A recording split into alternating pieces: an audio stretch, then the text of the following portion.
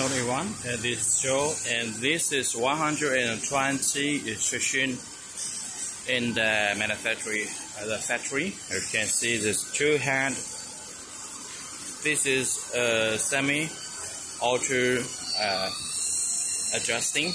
This is another type for adjusting. This is for centering. That means that the semi-centering, which is very convenient to control, is the cable diameter concentration. You can see this one.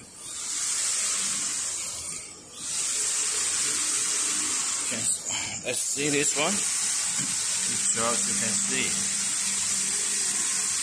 And this color of the machine is customized by the clients. And also the cantilever twisting for the multi-core cable twist machine is running here. It's ready and doing the protesting. You can see the colors as with the extrusion machine is same.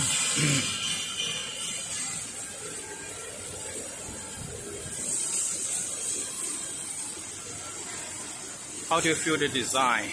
If you use it to your flexible and such as the BV and DVR cables in multi-core twisting, you can see.